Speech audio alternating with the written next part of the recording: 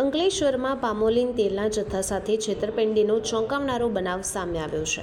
કડીથી મહારાષ્ટ્ર પહોંચાડવાનો પામોલીન તેલનો માલ રસ્તામાં જ સગેવગે કરી દેતા ટેન્કર ચાલક વિરુદ્ધ આશરે ₹38,35,000ની છેતરપિંડીનો ગુનો નોંધાયો છે।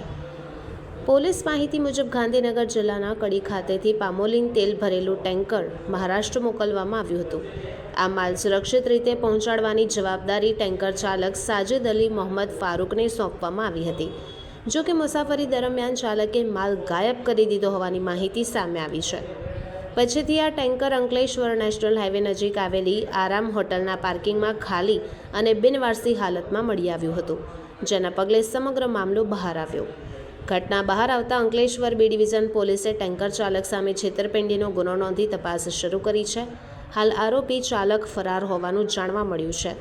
પોલીસ તેની શોધખોળ સાથે ગાયબ થયેલા પામોલીન તેલના જથ્થા અંગે પણ તપાસ કરી રહી છે।